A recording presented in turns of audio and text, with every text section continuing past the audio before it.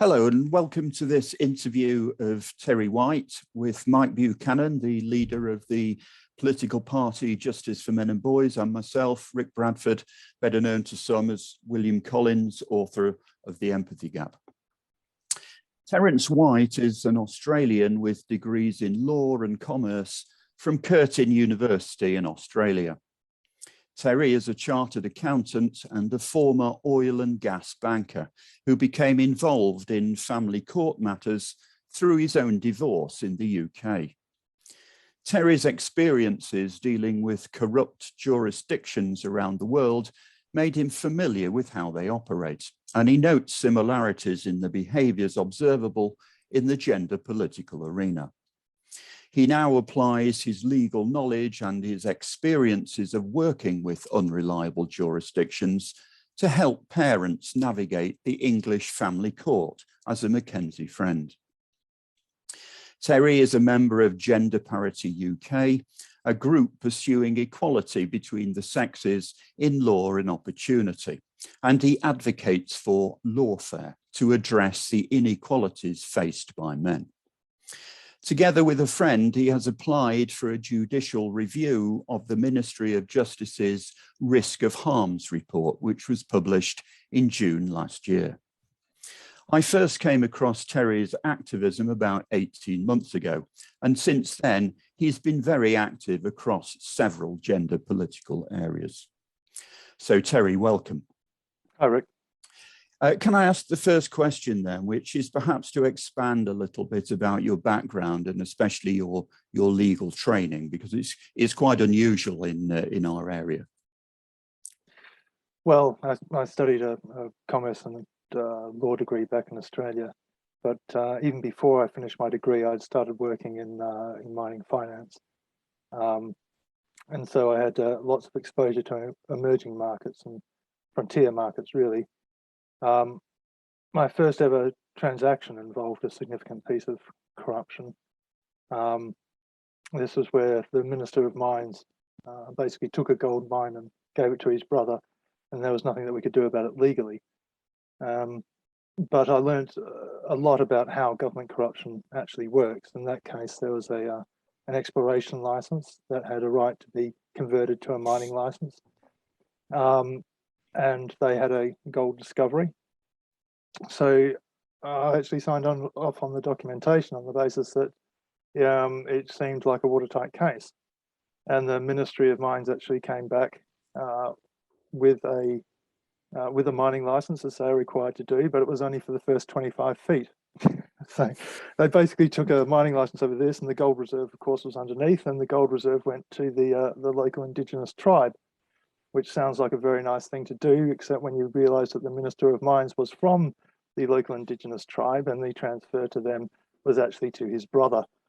So I guess that was a very early lesson that government corruption doesn't happen with AK-47s at dawn. It happens at a very legal level, which on the face of it seems kosher.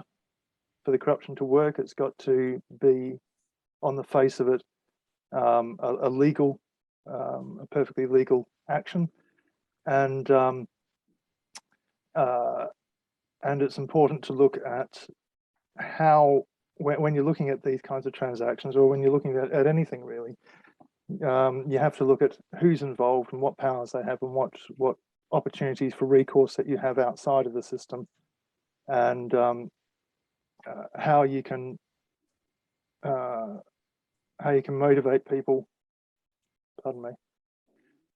How you can motivate people to obey the spirit of the law or the spirit of what you've done.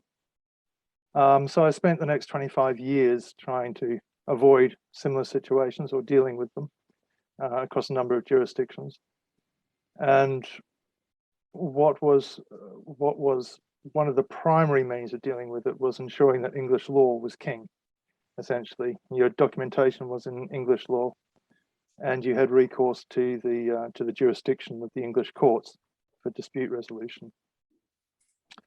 And this is mainly because the English law has this dynamic between the rule of law and common law concepts. And common law is the law of common sense and the views of the common man.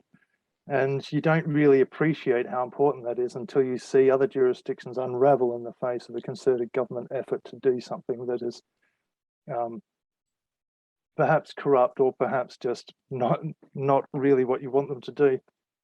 And it's that meeting of it's that cycle between the common man's view into the democracy and the appreciation of the common man in the execution of the judiciary that really has an impact. And one thing you quickly notice about the most corrupt regimes is this stark difference in access to justice between the elite, the ruling elite, and the common people of the country. And that's why democratic countries have become so financially successful, I believe, especially in countries with Westminster systems of justice. So my experience was not only these corrupt jurisdictions, but also a growing appreciation of the English system and the English system of rule of law and common law that drives a lot of my disappointments that I see in these particular arenas. Yeah, I think that set the scene very nicely there, Terry. And I'm tempted to follow it up with a question about is the rule of common law even in England beginning to crumble seriously? But perhaps we can come back to that. Mike, your question. Thank you, Rick. Terry, thank you very much for joining us. Can I ask what caused you to become interested in family and gender issues? Of course, I wasn't at all interested until I got my own divorce, as I'm sure is the case for many people. And my own divorce took 8 years in total through litigation, and it ruined me financially, but it wrecked me on a profound personal level. My children were eventually transferred to my sole care, but throughout the system, I was facing the usual rigmarole of false allegations, parental alienation, long periods of isolation from the children, the humiliation, the fear of losing them, the terror of watching them turn against you, watching them turn against themselves. One of the most poignant memories was my son saying that he hated his face because he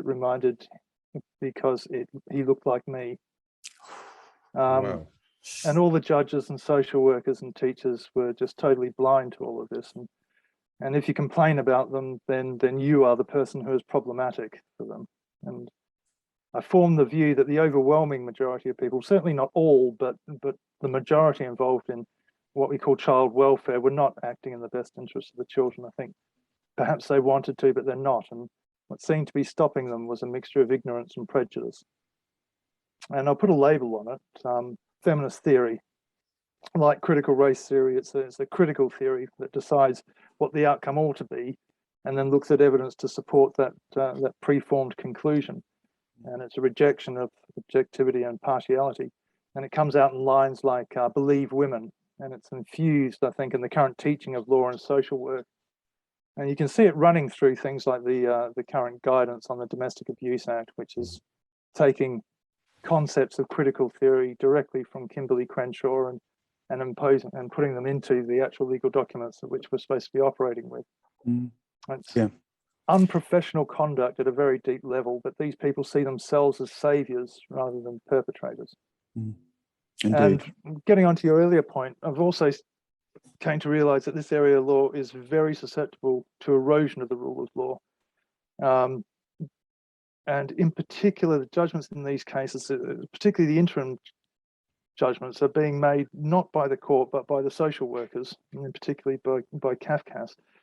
And the family court seems to be playing a role of rubber stamping, especially interim recommendations.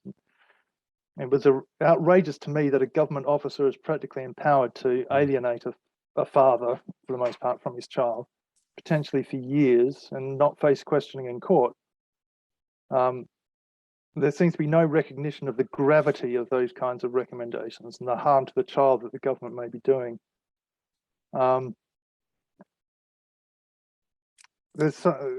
courts, the courts go along with what is recommended, and that's not the operation of the rule of law. It's something different. That's something you might expect to see from an ex-Soviet regime in particular. And I remember at the time thinking that if this were a local court deciding an international commercial matter, it would probably be sufficient to trigger a political risk insurance policy. In other words, the policy underwriters would not recognize the family court as a valid court of law because it's not operating appropriately. Yeah, so that I think brings us nicely to the next question, which is the issue over which I first came across you, Terry, which is your judicial review. Now, just to fill in the background here, this relates to the Ministry of Justice's June 2020 so-called harm report, which is about the issue of how domestic abuse is handled in family law cases. And as far back, I think, as May 2019, when the so-called expert panel that was going to produce this report, or actually several reports, was announced, a lot of people, including us, threw up our hands in horror because, of course, it was the usual culprits. It was appallingly biased towards the feminist axis. So what eventually emerged was in no way surprising, but just as appalling as ever. So I understand what lies behind your dissatisfaction with the report. But what did you actually do? What does the judicial review process consist of? And what's its current status, Terry? Well, it's an unfortunate situation that the judicial review is supposed to look at whether decisions have been made rationally by the government, essentially.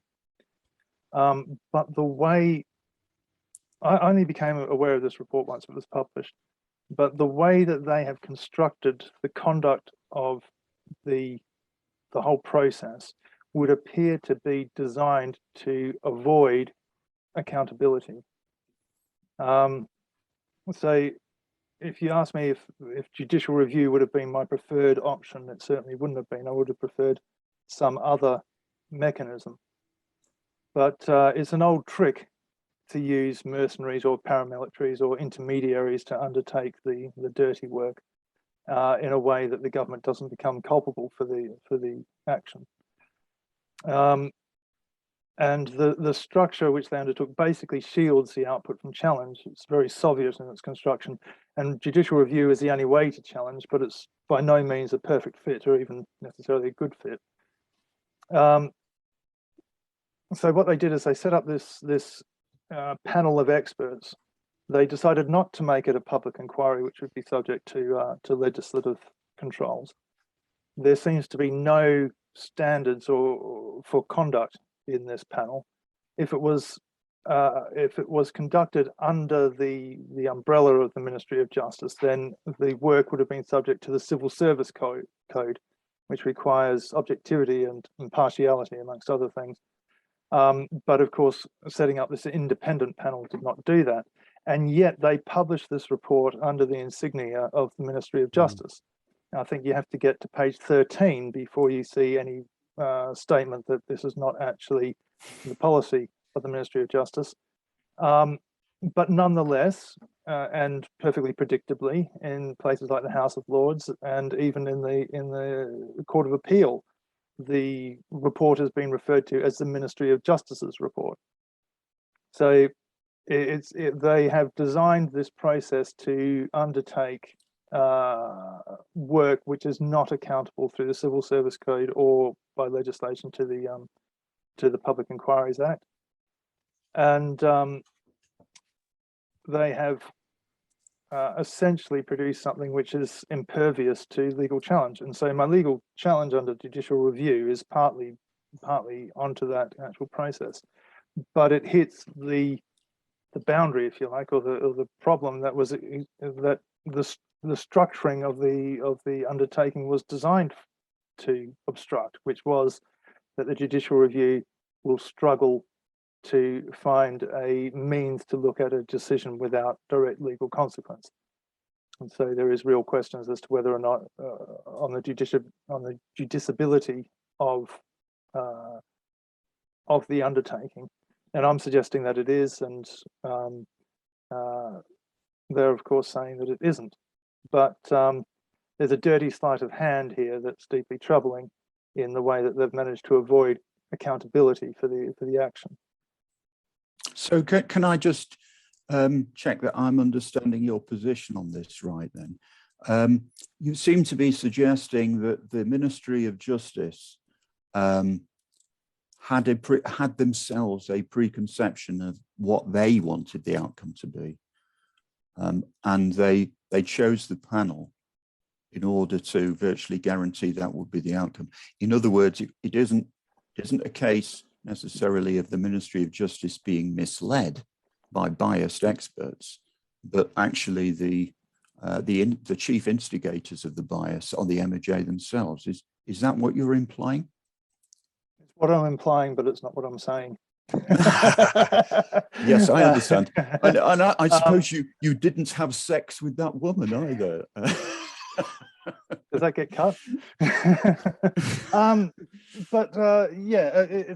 What I'm saying is that the system doesn't provide for the controls that one would normally expect. There are a number of indicators that would indicate that this wasn't entirely above board, and one of them, of course, was the process that was actually undertaken by them, which was the polling system that they undertook. The Ministry of Justice, of course, sits on a wealth of real data about actual court cases with actual court decisions associated with them. And normally, a research work of this type would look at those real cases, and to the extent that they would seek out qualitative information, they'd actually go to those people because they've been identified as being involved and we know something about the circumstances of the case, and we'd ask them what their experiences were. What this panel did instead was it just did this almost Twitter-esque poll, completely unverified responses. They called it a call for evidence, but the responses were voluntary. They were inherently unreliable because the people who were responding were by and large people who had lost their case in court and were having a gripe about it. And obviously the court has looked at their evidence already and decided that something about it is unreliable. And they're unverified. There's no way of telling whether these people even attended family court, whether these people were posting from the UK or elsewhere. They could have just put in a made-up postcode. There was nothing in it that there was nothing in this which created a substantial body of data. And the question has to be asked. It has to be asked why the Ministry of Justice chose this process as opposed to choosing a process which has been long established and long used to go through the case files and actually locate specific information of which we know about. And they ended up with an 80% female weighting in their responses. And in family court, we know that there's usually a mother and a father, and that means one person in each sex. And so if you end up with an 80% of representation of one particular sex, you know instantaneously that the data set is unreliable and can't be used to draw conclusions. And they went ahead anyway. And this is because the panel don't have any standards applied to them. They would appear to be completely ignorant of statistics and statistical methodology. And if they're not, well, statistics and statistical methodology, they just ignored it. And we have this issue of the ideal positioning of particularly the key authors, who were all quite easily identifiable as so the didn't care about the quality of the information. This product that they've produced, it's not research, it's known in, but the panel of experts don't have any standards. They're ignorant of statistical methodology. To the extent that they might be knowledgeable about statistical methodology, they've ignored it, but they certainly don't have any qualifications in this. And the panel authors, the three primary panel authors, were easily identified as holding preconceived radical feminist views, and so put together, they just don't care. This product isn't a product of research. It's what's known as in critical theory as a knowledge product, which is a tool for activism and is designed to mislead, not inform. I'm particularly concerned about the literature review author, Dr. Adrian Barnett, She has no expertise in the field she was reporting on. She's recorded as saying that objectivity is undesirable in research. And then we look at the panel broadly, and which was supposed to be a panel of experts, and there's no scientific or technical expertise there whatsoever. There was one member who was a social worker, and other than that, they were all primarily lawyers. For some reason, there was a business development director of respect as opposed to a technical expert. And it seems the government has mistook vested interest for expertise in constructing its panel, to put it lightly. But in any event, this panel wasn't really up to task, and it certainly would appear to be reflected in what their product is from a technical point of view. And then you have the worrying. So, what do they actually do with this data? And what they've done essentially is the paper is an attack on what they call the pro-contact culture, which is actually the law. The United Nations Convention on the Rights of the Child specifies that the right of the child is to have a relationship with both parents unless that is unsafe. And this has been reflected in decisions in the Court of Appeal in the European Court of Human Rights. And they've gone about this attack on the law without getting any actual data about any actual harm caused by contact. They're running it on these unreliable statements made by unknown people, and they've done nothing to assess the harm that would be caused by denying contact. Of course, it's quite possible that their measures would cause more harm than it would alleviate. I believe your judicial review request was rejected by the government's legal department, but you're continuing to pursue it through appeal. Is that right? And if so, what's the current status? Yeah, it was dismissed at the High Court level, and I've put a application into put an appeal into the Court of Appeal to have it heard. And predictably, the High Court has rejected it on the judiciability grounds that we were talking about earlier, where it's not actually a decision with direct legal effect, so it falls into this grey area. And if not my question for the court and for the government, if not a judicial review, then what? Because we've got this panel of activists running about making government policy, and we've got to have some sort of mechanism. Good governance requires that we have some sort of mechanism to challenge those decisions. But as I said, it's up to the Court of Appeal, and the Court of Appeal is pretty busy at the moment. So we'll see where that leads in due course.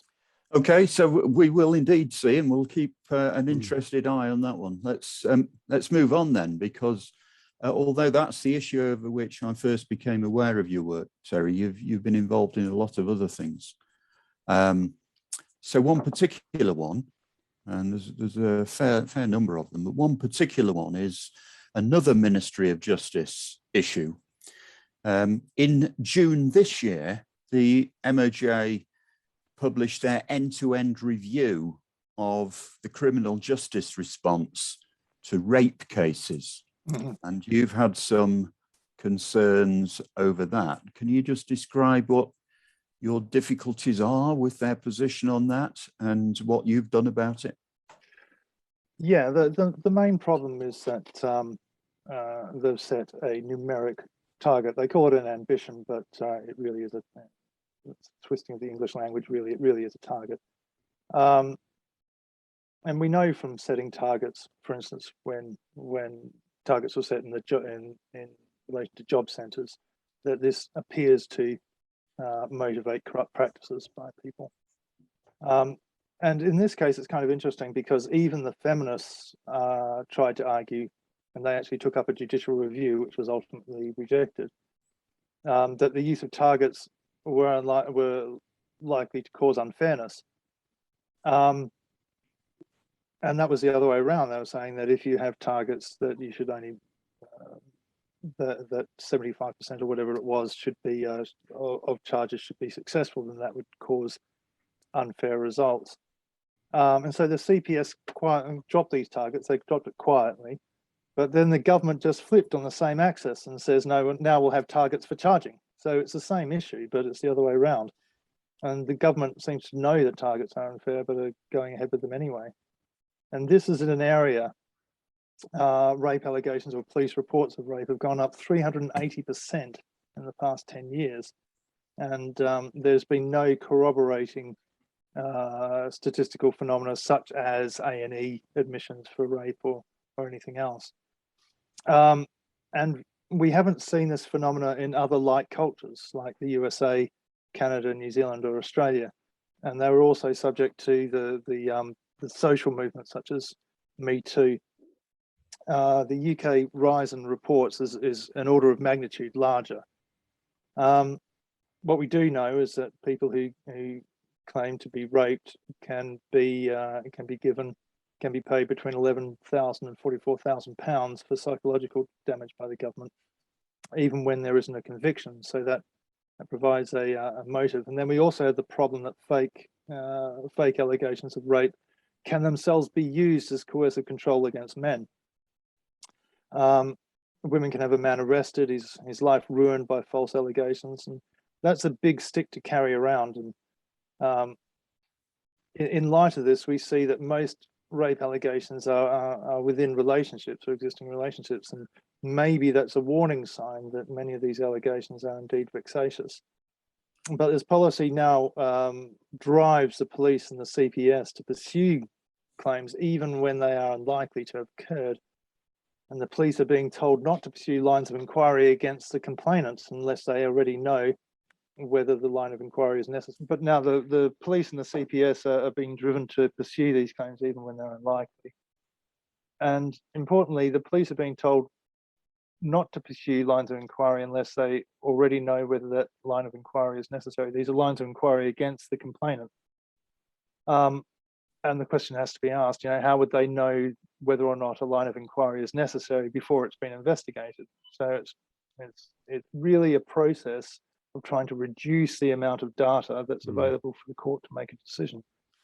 And this policy is essentially a recipe for the police to harass and intimidate innocent men on behalf of coercive and controlling women.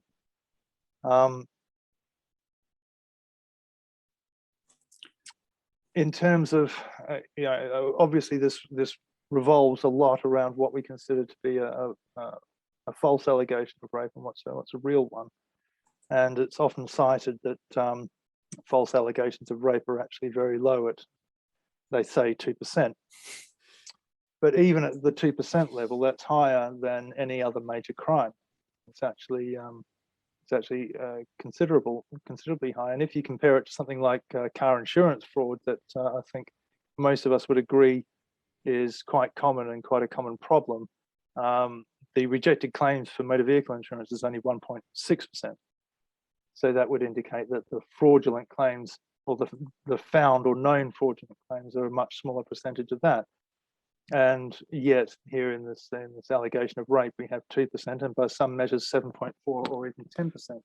Can I just interject here? Sure. Rick in his book The Empathy Gap talks to makes an estimate for the proportion of rape allegations made to the police which are false. Now this would have been 2019, but it wouldn't be different today. 2018. 2018, and it's a figure.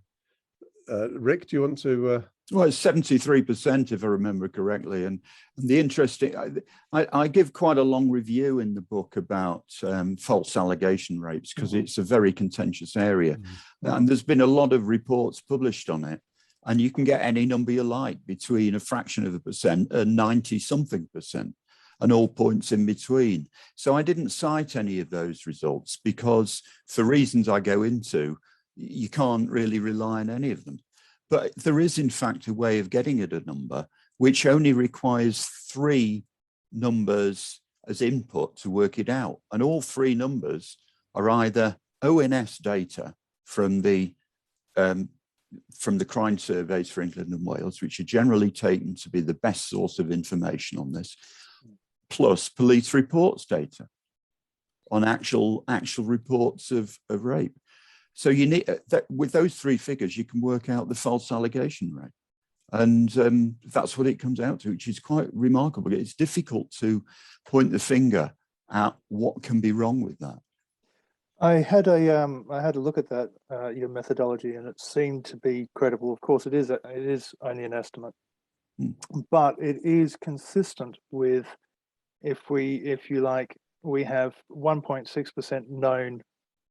The convictions basically give you a known result that that there was a rape and this person did it. And at the other end of the scale, you have, they say 2%. Other sources will go to 7.4. Usually, I think the best measure I've seen was 7.4, but let's say 2%. So the real number lies somewhere between 1.6, between 2% and 98.4%. And if you have a look at that weighting between 2 and 1.6, then one would imagine that the result that you should have should be north of 50 for the real number. But again, it's a question of estimates. But the expectation that you should have a particular number is incredibly dangerous in my view. Terry, the new Domestic Abuse Act 2021 received royal assent in April, and the companion statutory guidance was issued on the 3rd of August with an opportunity to respond to a consultation by the 14th of September. Are you or those with whom you work planning to make a response to this consultation? Yeah, we are. Yes. By and large, the guidance framework, I'd probably give it a B or a B plus. There are niggling issues, but it was by and large gender neutral in a lot of its operative parts, and seemed fairly balanced. And I was pleased to see that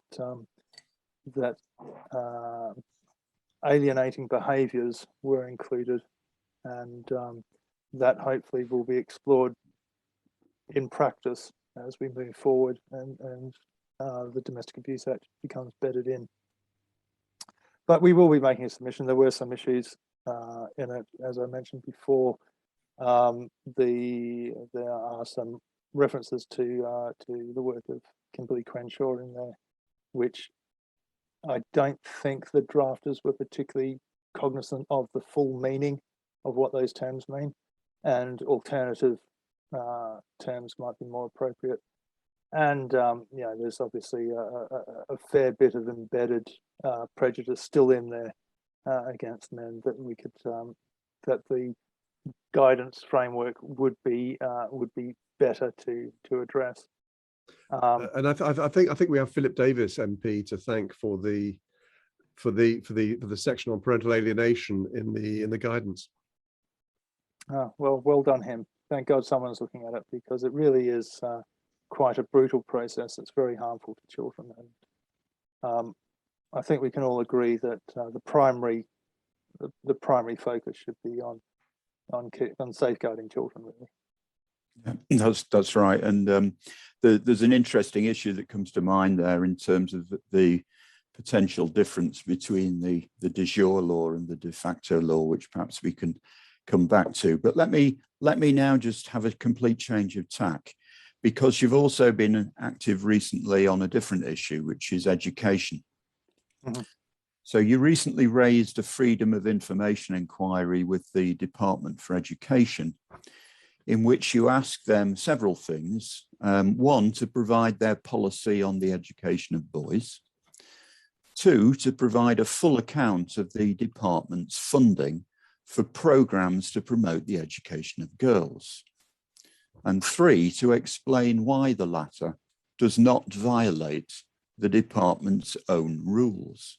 And the context of that latter point is the recent House of Commons formal answer to a question put to a minister, which was, the department does not design education policy that exclusively targets certain groups of pupils, including policy based on gender, which appears to be, on the face of it, the opposite of what's actually happening. So what response did you get, and were you impressed? Well, the response was that what they're doing for women, or for girls rather, is research, not policy. So the £2.5 million they're spending on getting women into computing programs and physics doesn't count as spending to support a particular gender. More disappointing was that there is no research, because I don't mind if they spend that money helping girls get into physics or computing, but what I'm more concerned about is that there's no research being done about the poor educational outcomes for boys. And Rick, you've done some excellent work on this. And in particular, I'm thinking of a poor, we've gone through the process of looking at this from a race point of view, and we found no institutional racism. But one of the outcomes that we noticed, or that you noticed and brought to our attention, was that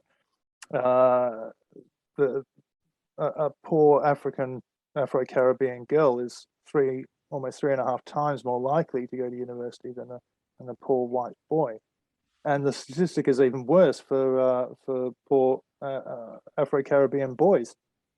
So across the board, it would appear that boys are performing lower than school, and they have been doing lower than girls in school, and they have been doing for quite a considerable time. And there is complete radio silence from the department looking into this.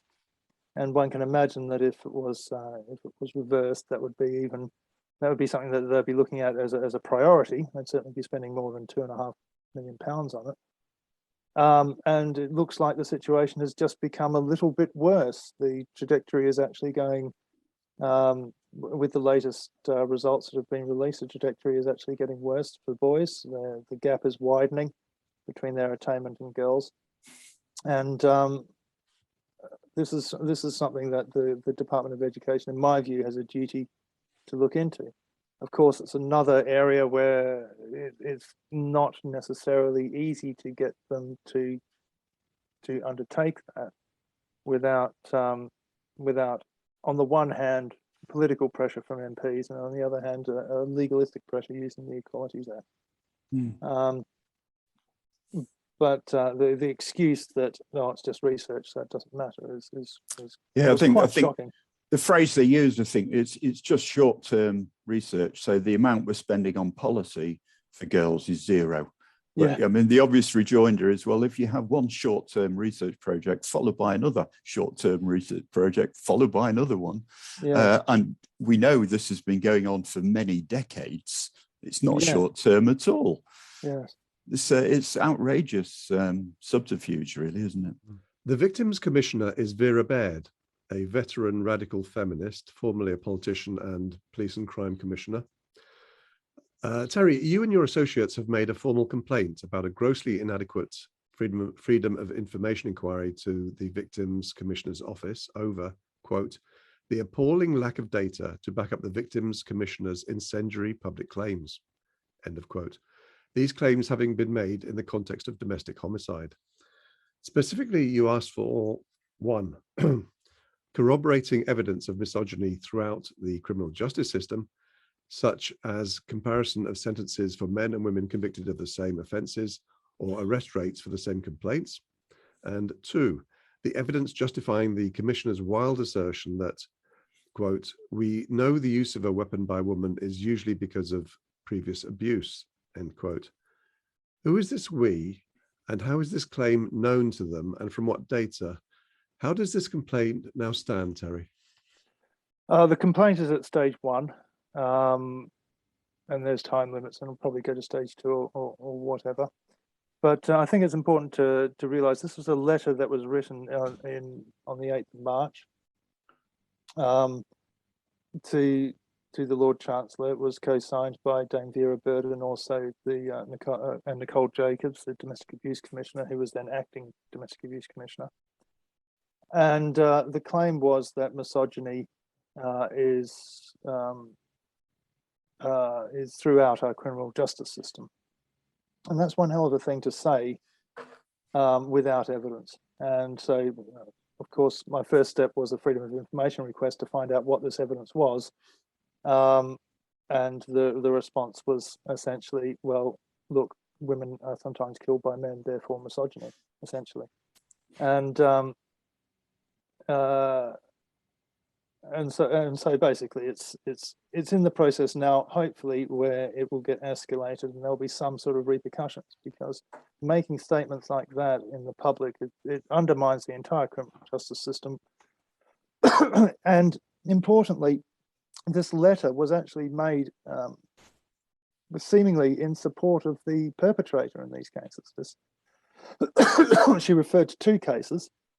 One of a Mr. Williams, who strangled his wife just shortly after the COVID lockdown, and the other was by Sarah Challen, who was released from prison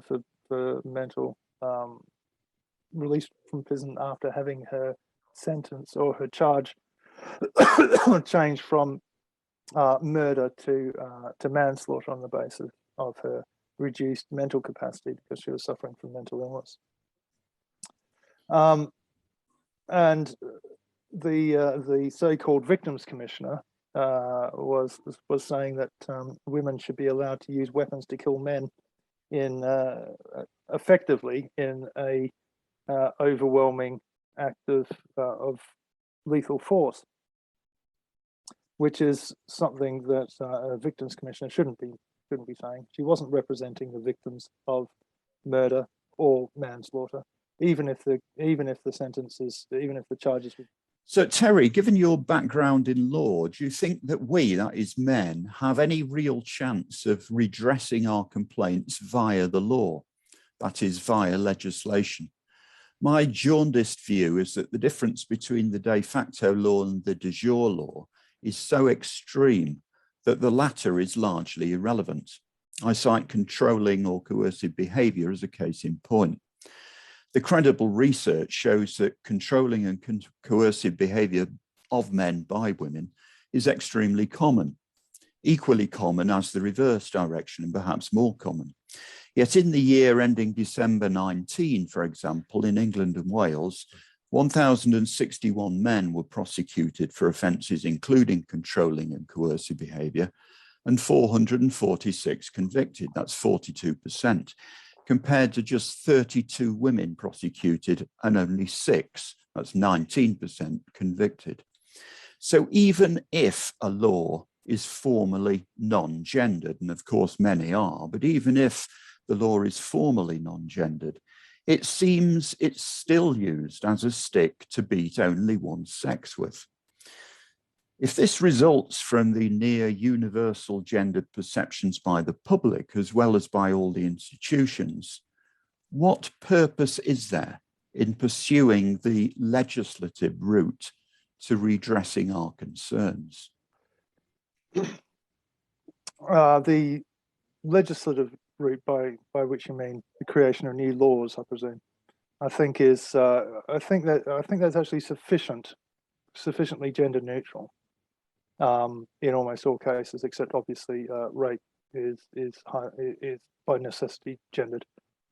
But the legislative route, I think, is where possibly it should be, and the issue is really how do we get this into practice, and the means to do that is, of course, pursuing bad practice when you see it and pursuing it as fully as you can. When you make a complaint about behaviour, you are not, even if your complaint is ultimately unsuccessful, it is still something that draws attention to the issue within the organisation. It is still something that people have to turn around and defend their behaviour or their decisions. And the process of changing the culture in an institution such as your local police force or in the CPS is one of highlighting to management where the problems and discrepancies are occurring. And over time, that will have an impact one way. It's the way it's how we got here, really. In that the feminist groups were doing exactly that. There was never been a legislation that there was legislation that created equality for women, and then pointing out the inequities and complaining about them politically and through the system continuously, and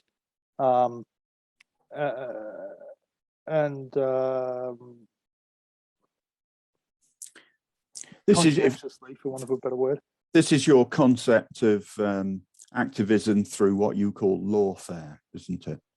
Yes, yes. By essentially using the systems that are in place to push as much as possible for recognition. We do have an Equality Act. There are obligations for people to behave in a non-gendered fashion, and where we discover that this isn't happening, we need to pursue as far as we can through the legislative means, or through the legislation means, that is the laws that have been created, to try and encourage change of behaviour or change of these prejudices. And they say that politics is downstream. That politics is downstream for culture, but it's more of an interaction. Culture and politics work together, and pushing your politicians as well, writing in as much as possible to highlight to them the issues that are occurring, will slowly begin to balance the boat a little bit. But you're quite right, Rick, in that the biggest impediment to men is being believed, and in actual fact, that is something that is made clear in the draft guidance, but it's not made very prominent. And we'd be hoping to. This is a draft guidance to Domestic Abuse Act. And we'd be hoping that the government might bring that out a little bit more.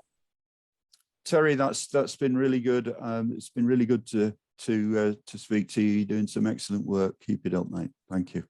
Thanks, Rick. Thank you, Terry. Thanks, Mike. Bye. It's a wrap.